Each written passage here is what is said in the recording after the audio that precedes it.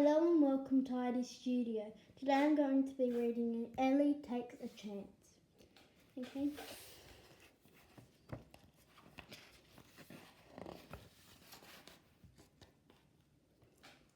Ellie worried a lot about most things. Lots of things made her feel scared and nervous too. But Ellie made herself feel better by being tidy. In her bedroom, she liked to arrange all her dresses into neat rows. She liked to spend a long time arranging all her special shells and stones onto her shelf.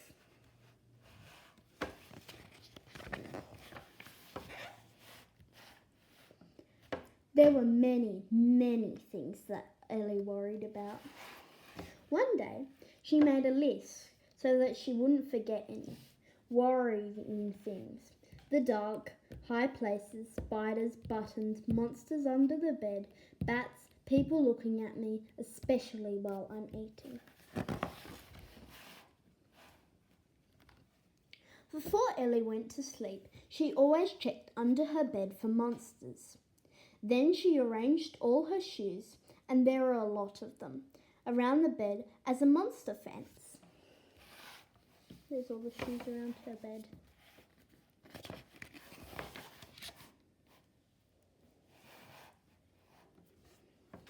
Ellie had a lot of rules for herself, and being tidy was sometimes hard work. But Ellie always put all her books into a neat pile and her food into a neat row. Food was very important to Ellie, so she liked to keep it tidy. The rules are hard, but it is better to stick to them, she thought.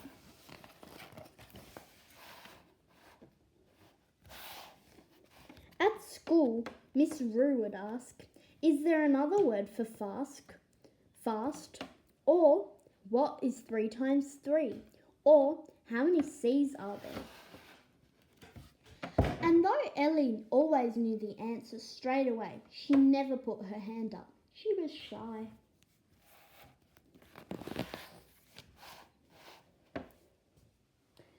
Ellie had one best friend who lived in her pocket.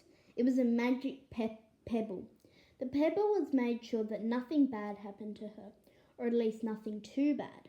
One lunchtime, Ellie was having her soup, not trying to make slurping noise. "Enjoying your lunch, Ellie?" Crispin said loudly. Ellie went bright red without looking.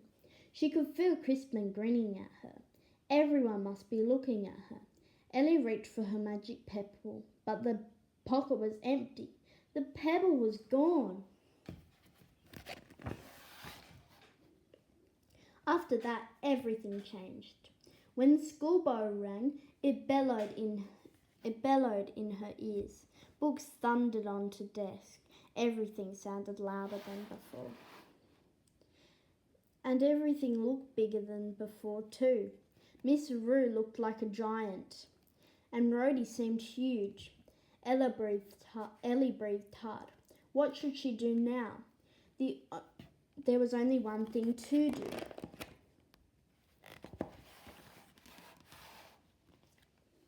Ellie curled up behind the big oak tree and cried. Marcus' head peered around the trunk. "Hey, Ellie, what's up?" he asked. "I've lost my magic pebble," said Ellie. Sniffed Ellie. "And now everything's so scary." Marcus was Ellie's friend, and he knew about the pebble. Or he thought for a moment. "Don't worry, Ellie. Can't be really lost. We'll find it. But in the meantime, I have an idea."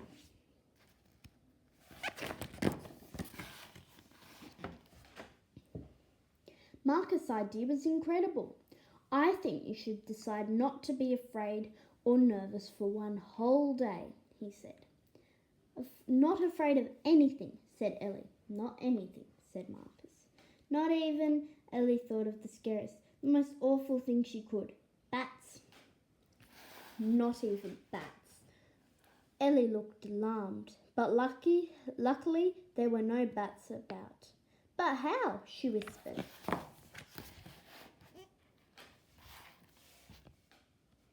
"Easy," said Marcus. "You just make a new rule." Ellie thought about this for a moment. She was good at making rules. What rule? She asked. You're scared about doing something, try and do it anyway, Marcus explained. You may need to do the opposite of what you normally do. Ellie wasn't so sure about Marcus' idea, but she agreed anyway. Marcus promised to help. When Ellie wanted to sit in her usual place at the back of the class, Marcus suggested, "Why don't you sit at the front?" So Ellie sat at the front, next to Marcus. It was a bit scary, but Marcus was there, so it wasn't that bad. When Miss Rue asked, "Which is heavier, a ton of stones or a ton of feathers?"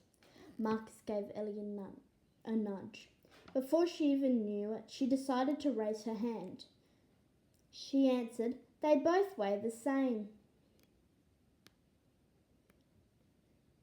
"They both weigh the same," she answered. "Correct," said Miss Rue with a smile. All of a sudden, Miss Rue didn't seem so scary after all. At all. At playtime, when Rudy came by, Ellie reached into her pocket, but then Marcus winked at her and whispered, "Remember?" So Ellie said, "Go away, Rudy," rather boldly.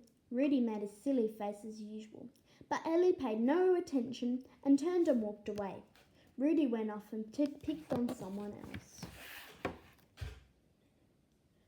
On the way home, Ellie walked in front of everyone else rather than behind. "Marcus," she said, I've had a good day at school today, even though I don't have my magic pebble."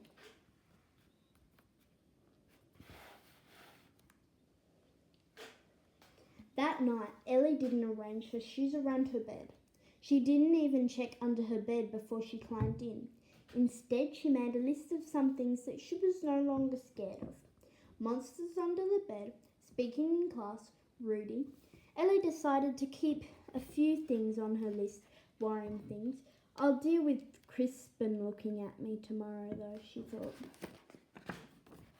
And that's the end. So there's different books. So we read Ellie Takes a Chance, Zoe Wins the Race, Piers Finds his Voice, and all these other ones. Now, I will be reading to you some of these ones later in some of my videos. And here are some of the characters we saw. If you'd like to leave now, that's fine. Just please subscribe and like this video if you enjoyed it. And I will see you next time. Have a good day. But if you want, we can just go through these. So this is top of the class ones. So here's Marcus, Leo, Misty, Rudy, I think that was the bully she was talking about. Lucy and Lauren, that's Miss Rue. Yeah. And they got that at the front, so Ellie Takes a Chance. Okay. So yeah, have a good day and I will see you next time. Please subscribe and